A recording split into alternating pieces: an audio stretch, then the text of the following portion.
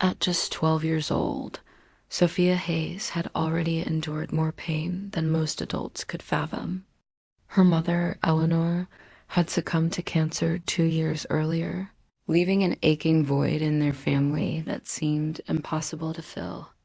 The vibrant laughter and warmth of their home faded into silence, replaced by the suffocating weight of grief. For Sophia, life became a series of empty days and sleepless nights, where even the stars she once loved observing felt distant and cold.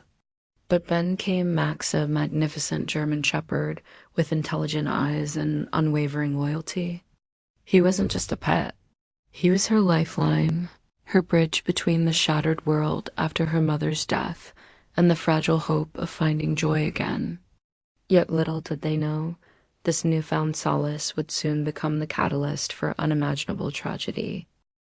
When Michael Hayes, a decorated Delta Force operative and single father, moved his family to Oak Ridge, an affluent suburb, predominantly populated by white families, he hoped it would offer them stability and safety. Instead, it brought isolation. Sophia quickly learned which neighbors smiled at her and which turned away, pretending not to notice her presence. She understood instinctively that some people viewed her as an outsider in this pristine enclave of privilege. Every glance from across manicured lawns carried judgment.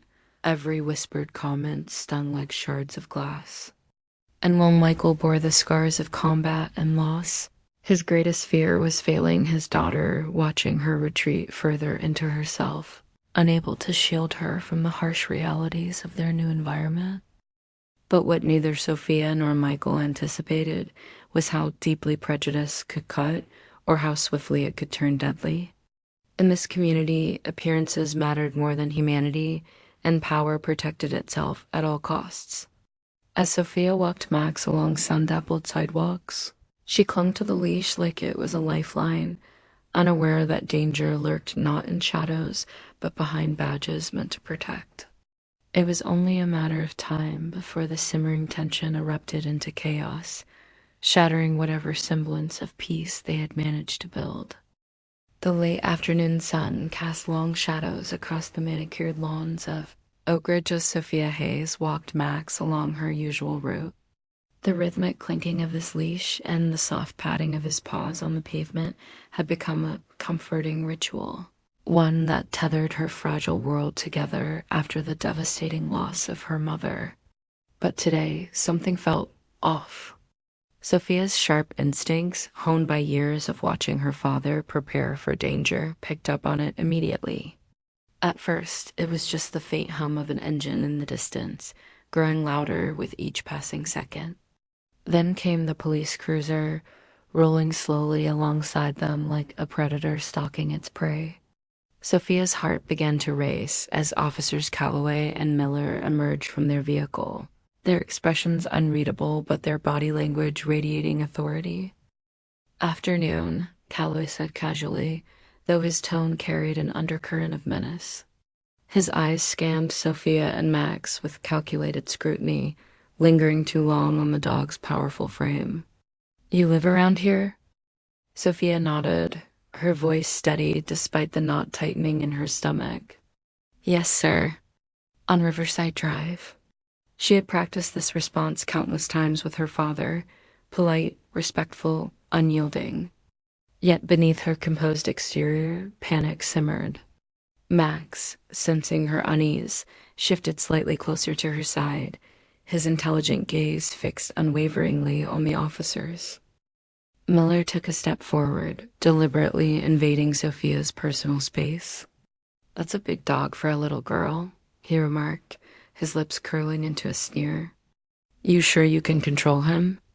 "He's trained, sir," Sophia replied, her fingers tightening reflexively around the leash. "He won't cause any trouble?" But Miller wasn't listening. Instead, he leaned in even closer, his movement slow and deliberate, a clear act of intimidation. Max reacted instinctively, issuing a low rumble deep in his throat. It wasn't a growl. It was a warning, the kind only someone familiar with dogs would recognize. To Miller, however, it was all the justification he needed. "He's attacking," Miller barked, his hand snapping to his holster. Before Sophia could react, the deafening crack of gunfire shattered the peaceful stillness of the suburban afternoon. Time seemed to freeze as Max yelped once, a sound so raw and anguished that it tore through Sophia's soul and collapsed onto the pavement. Blood bloomed across his silver-tipped coat, spreading with horrifying speed. "No!" Sophia screamed, dropping to her knees beside her beloved companion. Her small hands pressed desperately against the wound, trying to stem the crimson tide. "Max, no, please stay with me." Tears streamed down her face as she met his pain-filled eyes, filled with confusion and betrayal. For a moment, the world narrowed to the sound of her sobs and the labored breathing of the dying animal in her arms. Then silence.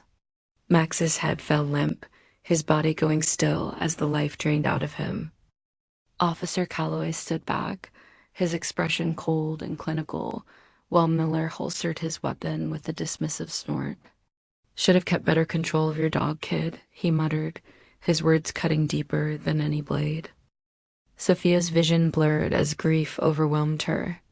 This wasn't just the loss of a pet, it was the destruction of the last piece of stability she had left. Max had been more than a protector. He was her confidant, her bridge between the unbearable past and the uncertain future. Now that bridge lay broken at her feet, leaving her adrift in a sea of despair. The aftermath of Max's death plunged Sophia into a suffocating abyss of grief and despair. Her once vibrant spirit, already dimmed by the loss of her mother, now seemed extinguished entirely. Night after night, she was tormented by vivid nightmares that replayed the horrific scene, Miller's gun flashing, Max collapsing in a pool of blood, his eyes locking onto hers with an expression of betrayal. During waking hours, every loud noise, a car backfiring, a door slamming sent her heart racing as if reliving the trauma all over again. She stopped speaking altogether, retreating into herself like a turtle pulling into its shell. The house, once filled with the comforting presence of Max, now felt eerily empty, each room echoing the absence of their beloved companion.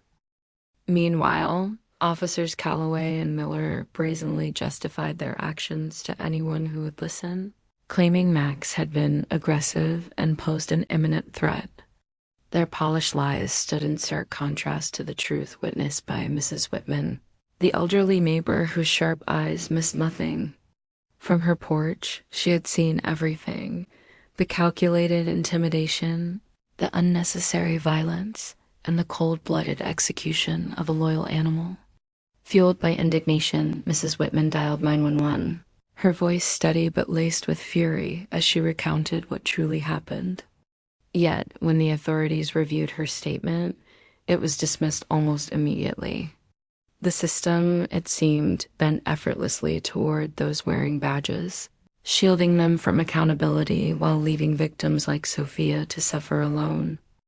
Halfway across the world, Michael Hayes received the devastating news during a classified mission. At first, his mind refused to process it. How could this have happened? Max wasn't just a dog. He was family, a protector, a bridge between Sophia's shattered past and fragile present. As reality sank in, Michael felt something inside him shatter. His daughter, his brave, resilient little girl, was unraveling before his eyes, robbed not only of her beloved companion, but also of her trust in humanity.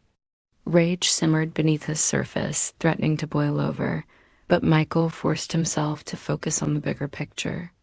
He needed to get home, to hold Sophia, to piece together what remained of her broken world. But even as he made plans for extraction, one thought consumed him: how could they do this? And more importantly, what kind of justice can I find for my child? Michael's return should have been a moment of relief for Sophia, but the nightmare was far from over. The days that followed his homecoming revealed a sinister escalation in Calloway and Miller's campaign against their family. It wasn't just about revenge anymore. It was a calculated effort to dismantle everything Michael had worked so hard to protect. One morning, as Michael reviewed security footage from the previous week, his blood ran cold. A black sedan, unmarked yet unmistakably official, had been circling their neighborhood at odd hours. Its presence was subtle, almost invisible, but Michael's trained eyes caught the pattern immediately. Surveillance. They weren't merely watching, they were planning. The true extent of their malice became terrifyingly clear when Sophia was summoned to the principal's office under false pretenses. Officers Calloway and Miller arrived at Riverview Elementary without prior notification, attempting to interrogate her regarding credible threats made against them. The school counselor later recounted how Sophia, already fragile, had retreated into herself upon seeing them. She hid beneath a desk in the library, trembling and whispering Max's name over and over again. When Miller approached her, demanding answers, Sophia screamed a primal, guttural sound that sent shivers through everyone who heard it. By the time Michael arrived, his daughter was curled up in a ball on the floor, hyperventilating, her small frame racked with sobs. Dr. Bennett diagnosed her with acute anxiety triggered by trauma, advising immediate removal from any environment where she might encounter the officers again. But the attack didn't stop there. 2 days later, a DCFS agent named Diane Mercer appeared on their doorstep, accompanied by her colleague Anthony Wells. Their visit was cloaked in bureaucratic politeness, but the message was clear. Michael was being investigated for alleged mental instability. According to an anonymous report, he posed a danger to his child due to PTSD-related aggression and an obsessive vendetta against local law enforcement. Mercer's tone was calm, almost sympathetic, but her words carried the weight of a thinly veiled threat. If Michael failed to comply fully with their investigation, they could and would take Sophia away. The cruelty of using his daughter as leverage struck Michael like a physical blow. He clenched his fists behind his back, forcing himself to remain composed, though every fiber of his being screamed for vengeance. As the days passed, Michael realized this wasn't merely personal retribution from Calloway and Miller. This was systemic intimidation, an orchestrated attempt to drive them out of Oak Ridge entirely. Every move they made was met with counterattacks designed to destabilize their lives further. Calls came late at night, hang-ups devoid of speech but heavy with menace. Anonymous notes appeared slipped under their door, accusing Michael of neglect. Even neighbors who had once smiled politely now avoided eye contact, intimidated into silence by whispers of scandal. Through it all, Sophia clung to him more tightly than ever, her trust in the world shattered even further. The pieces of the puzzle began falling into place with alarming clarity as Michael delved deeper into Calloway's past. Using his military clearance and covert contacts, he uncovered a chilling truth. James Calloway had once served under him during his Delta Force days. Back then, Calloway, known as Staff Sergeant James Calloway, was a promising soldier until an incident involving excessive force against civilians derailed his career. Michael himself had filed the report that led to Calloway's dishonorable discharge. It wasn't just random malice driving Calloway's actions. It was personal vengeance. The Hayes family wasn't merely collateral damage in some systemic scheme. They were deliberate targets. Sophia, innocent and vulnerable, had become the weapon Calloway wielded to strike back at the man who ruined his life. But the revelations didn't stop there. As Michael pored over encrypted files and cross-referenced anonymous tips from Officer Parker, another sinister layer emerged. Calloway wasn't operating alone. He was part of something far more insidious, a shadowy coalition known locally as the Neighborhood Integrity Coalition. This group, cloaked in the guise of community protection, systematically intimidated minority families, particularly those connected to the military, to maintain Oak Ridge's racial homogeneity. Their methods ranged from harassment and false reports to outright violence, all orchestrated under the radar of official scrutiny. Through painstaking investigation, Michael discovered ties between this coalition and Victor Decker, a former military contractor turned private security operative with suspected affiliations to extremist ideologies. The connection sent a shiver down Michael's spine. What began as a vendetta against him had morphed into a broader conspiracy to terrorize anyone who threatened their vision of a pure community. Tension reached a fever pitch when Michael intercepted communications, suggesting they planned to escalate their tactics against Sophia. A text from Parker confirmed his worst fears. Pearson, Calloway's brother-in-law, had authorized surveillance not only on their home, but also on Jasmine's apartment. They were closing in, testing every weak point in Michael's defenses. For the first time since losing Max, Michael felt the cold grip of fear, not for himself, but for his daughter. Every move he made now carried monumental stakes.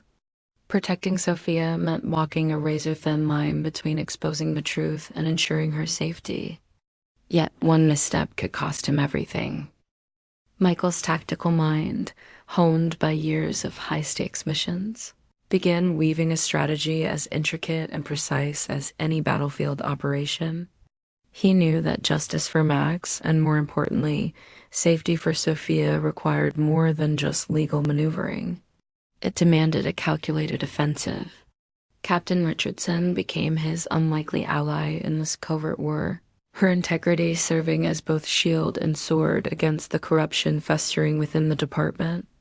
Together, they devised a plan to expose Calloway and Miller's network of intimidation, gathering evidence through meticulous surveillance and whistleblower testimonies. But every step forward felt like wading through quicksand, with the enemy constantly shifting the ground beneath them. The pressure mounted when DCFS agents returned, armed with falsified reports claiming Michael exhibited erratic behavior during their initial visit. They cited neighbors' anonymous complaints about late-night, military-style drills in his backyard, a fabrication designed to paint him as unstable. The threat loomed larger than ever: lose custody of Sophia or abandon his pursuit of justice. Each night, as Sophia slept fitfully beside him, clutching her new puppy Stella, Michael wrestled with the weight of impossible choices. His hands trembled not from fear, but from the sheer force of restraint required to keep from confronting Calloway directly. Calloway and Miller escalated their retaliation, orchestrating a smear campaign so vicious it made headlines in local papers. An article titled "Unstable Veteran Targets Local Officers" painted Michael as a deranged ex-soldier seeking vengeance, conveniently omitting the truth about Max's death and Sophia's trauma. Worse still, Pearson leveraged his connections within DCFS to expedite an emergency hearing, arguing that Sophia's well-being was at risk under Michael's care. The courtroom felt suffocating, its sterile walls amplifying the stakes. As Michael sat beside Jasmine, who had prepared a robust defense, he noticed Sophia shrinking into herself, her small frame trembling despite his whispered reassurances. Yet, even amidst the chaos, Michael found clarity. Every attempt to silence him only fueled his resolve. Late one evening, while reviewing footage captured by hidden cameras, he uncovered something pivotal: Pearson meeting clandestinely with Victor Decker in a dimly lit parking lot. Their conversation, though muffled, revealed coordination between the Neighborhood Integrity Coalition and Decker's private security firm. It wasn't just about targeting military families anymore. It was about maintaining racial homogeneity at all costs. Armed with this revelation, Michael approached Captain Richardson, who immediately recognized its significance. "This changes everything," she murmured, her voice heavy with determination. The evidence package landed on FBI Special Agent Marissa Cohen's desk at precisely 8 a.m., hand-delivered by Captain Elena Richardson herself. By noon, a joint task force of FBI agents and state police, Investigators descended upon the Oak Ridge Police Department with surgical precision. Lieutenant Gregory Pearson was escorted out in handcuffs, his face ashen with disbelief, while simultaneous raids unfolded at the homes of Calloway, Miller, and modest office housing, the Neighborhood Integrity Coalition. For Michael Hayes, watching the news coverage from his living room couch with Sophia curled against him felt surreal. The local anchor struggled to contain her excitement as she reported what was being called the most significant police corruption case in state history. 7 current officers and several civilians had been arrested for orchestrating a systematic campaign of intimidation targeting minority families moving into Oak Ridge. As the story unfolded, Sophia clutched her father's hand tightly, her small fingers trembling slightly. She didn't fully grasp the magnitude of the scandal, but understood that justice for Max, and for all the other families terrorized by this group, was finally within reach. Jasmine arrived later that evening, her expression a mix of professional satisfaction and personal relief. Federal charges, she announced without preamble, settling into an armchair. Civil rights violations, conspiracy, evidence tampering, witness intimidation. They're not walking away from this. Michael nodded thoughtfully, mindful of Sophia listening nearby. What about the DCFS investigation? He asked quietly. Jasmine's lips pressed into a thin line before she replied, completely dropped. Diane Mercer? Turns out she's Pearson's cousin. It was all fabricated from the start. Her voice hardened. There's talk now of a separate probe into abuse of power within social services. Despite the monumental victory, Michael knew true healing wouldn't come overnight. Weeks later, on a crisp autumn morning reminiscent of the day Max was killed, Michael and Sophia visited the Oak Ridge Animal Shelter. As they approached the entrance, Sophia hesitated, her hand shaking slightly in her father's grip. Are you sure you're ready for this? Michael asked gently. There's no rush. Sophia nodded, though uncertainty lingered in her eyes. Dr. Bennett had suggested adopting another dog might help not as a replacement for Max, but as a step toward rebuilding trust and finding joy again.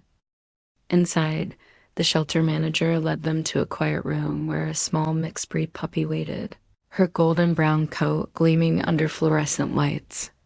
Unlike Max's disciplined demeanor, this dog brimmed with unbridled energy, bouncing excitedly as they entered. Her name is Stella, the manager explained. She was found abandoned on the side of the highway about a month ago. Sophia knelt slowly, allowing Stella to approach at her own pace. When the puppy licked her hand, a faint smile, the first genuine one since losing Max, touched Sophia's lips. She's not a replacement, Michael said softly, kneeling beside his daughter. Nothing could ever replace Max. Sophia looked up at him, resolve forming in her young eyes. But maybe she needs us as much as we need her, she whispered. As they completed the adoption paperwork, Michael's phone buzzed a text from Captain Richardson. Jury selection starts Monday. Prosecutor says it's the strongest case she's ever taken to trial. On the drive home, Stella settled contentedly in Sophia's lap. Michael caught his daughter's reflection in the rearview mirror. You know your mother would be proud of how you've handled everything, he said. Sophia hesitated, her voice barely audible. Do you think she'd be mad that we got a new dog? That we're not just remembering Max? Michael considered carefully before replying, Your mother understood something important about love, Sophia. She used to say that love isn't like a cup with only so much to go around. It's more like a light. Sharing it with someone new doesn't make it any dimmer for others. As the trial against Calloway, Miller, and their co-conspirators unfolded, Michael Hayes sat in the courtroom with a quiet resolve that masked the storm within him. Each testimony, each piece of evidence presented, was not just about justice for Max or retribution for his family. It was about something far greater. It was about dismantling a system designed to protect privilege at the expense of humanity, about ensuring that no child would ever have to endure what Sophia had suffered. The prosecutor's voice rang out like a clarion call as she outlined how systemic corruption had poisoned Oak Ridge, turning its streets into battlegrounds where fear dictated who belonged and who did not. Yet, even amidst the weight of these revelations, Michael's thoughts drifted to Sophia. He remembered her small hands trembling as they clutched Stella's leash during their first walk together, a fragile yet hopeful act of defiance against the darkness that had tried to consume them. The verdict came weeks later, delivered with the finality of a gavel strike, guilty on all counts. For many, this moment might have felt like closure, but for Michael, it was merely the beginning of a deeper mission. Justice, he realized, wasn't confined to courtrooms or prison sentences. It lived in the restoration of trust and the courage to rebuild what had been broken. As he walked Sophia home from school one afternoon, her laughter mingling with Stella's playful barks, he saw glimmers of the life they were fighting to reclaim. "Do you think Mom would be proud of us?" Sophia asked suddenly, her voice tinged with both hope and uncertainty. Michael knelt beside her, placing a hand on her shoulder. "I know she would," he said firmly, "because we're doing this together, not just for ourselves, but for everyone who deserves to feel safe in their own community." Yet the scars remained. Some nights, when the house grew still, Michael could hear the echoes of gunfire in his dreams, see the flash of Max collapsing once more.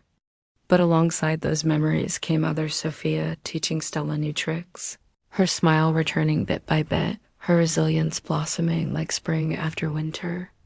Captain Richardson visited occasionally, bringing updates on the broader investigation into similar networks across the state.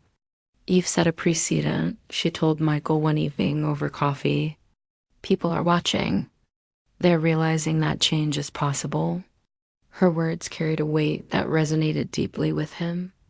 Change didn't come easily, but it came when people refused to surrender their principles, when love for family outweighed the allure of vengeance. In the end, Michael understood that true strength lay not in destruction, but in creation, in building bridges where walls once stood, and nurturing hope where despair had taken root. As he watched Sophia gaze up at the stars through her telescope, her eyes alight with wonder once more, he allowed himself to believe in the promise of tomorrow. Justice, flawed though it may be, had prevailed not through brute force, but through unwavering determination and moral clarity. And in that victory he found solace, a reminder that even in the face of overwhelming odds, love and courage could illuminate the path forward.